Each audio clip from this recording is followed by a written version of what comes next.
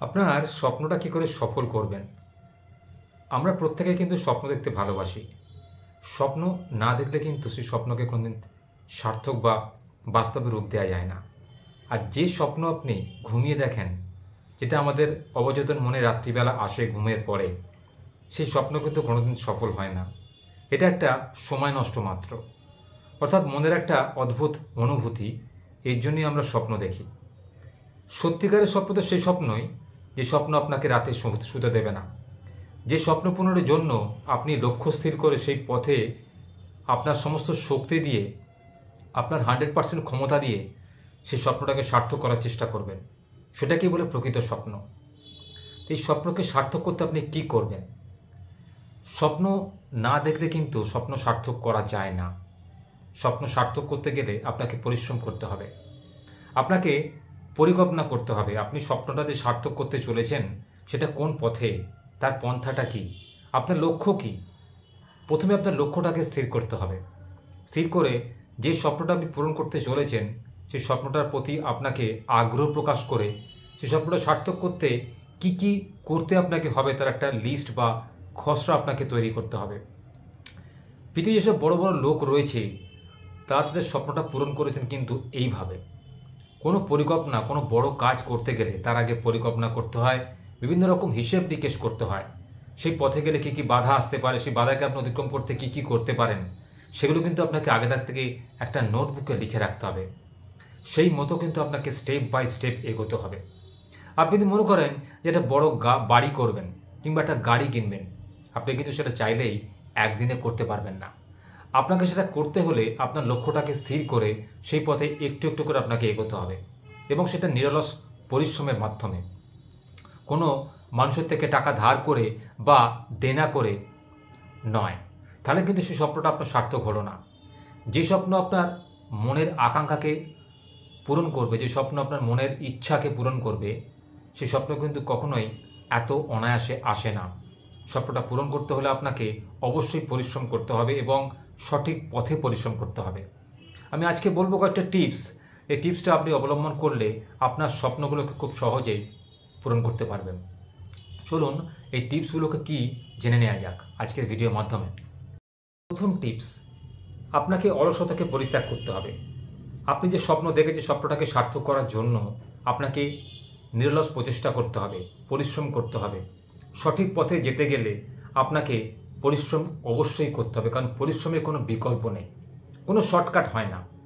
আপনার মনের ইচ্ছাকে পূরণ করবেন অবশ্যই সেটাকে কঠিন পরিশ্রমের মাধ্যমে। দেখবেন ভগবান আপনাকে ঠিক সাহায্য করবে সেই স্বপ্নটা পূরণ করার জন্য।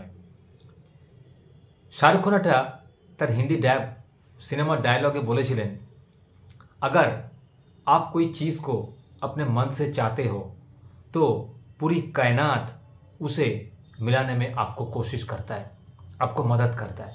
आपको दिल से चाहना पड़ेगा, অর্থাৎ আপনাকে যে জিনিসটা আপনি চাইতেন সেটাকে আপনাকে মন থেকে চাইতে হবে। যে কোনো কাজ আপনি যদি মন থেকে চান সেই কাজে আপনার সফলতা আসতে বাধ্য। হতে পারে যে সফলতার আগে বা সামনে অনেক কাঁটা বিছানো থাকবে, অনেকে আপনাকে বাধা দেবে, অনেকে আপনাকে সেই কাজটা করতে দেবে না, অনেকে আপনাকে সেই কাজটা করা থেকে আপনাকে পিছন দিকে টানবে, অর্থাৎ আপনাকে অনেক কুপদেশ দেবে যে আপনি এই পথে যাবেন না, গেলে আপনার বিপদ হবে। আপনাকে কিন্তু আপনার পথে, আপনার কর্তব্যে, আপনার দৃঢ় প্রতিজ্ঞাতে অটল থাকতে হবে যে আমি আমার পথেতে চলবই, আমি কারোর কথায় কান দেব না, আমি নিজের বুদ্ধি দিয়ে, বিবেক দিয়ে এই কাজটা হাসিল করব। তো দেখবেন আপনার সেই কাজটা কিন্তু সফল হতে বাধ্য। 2 নম্বর পয়েন্ট, আপনি যে কাজটা করতে চলেছেন আগে ভালো করে ভেবে নিন যে কাজটা আপনি সত্যিকারে করতে পারবেন তো। অর্থাৎ এই কাজটা করতে গেলে আপনার কী কী বাধার সম্মুখীন হতে হবে, কী কী আর্থিক দুর্বলতা আসতে পারে, কী কী আর্থিক সংকট আসতে পারে, সেগুলোকে কিন্তু আপনাকে আগে দেখতে হবে, ভাবতে হবে, তবেই কিন্তু আপনি সেই পথে এগোবেন। 3, কোনো কাজ করার আগে ভালো করে পর্যালোচনা করুন সেই কাজটা ভবিষ্যতে কি ফল হতে পারে, বা আপনার এই কাজটা করার ফলে আপনার সংসারে, আপনার পরিবারে, আপনার চারপাশের লোকেদের কোনো ক্ষতি হচ্ছে কিনা।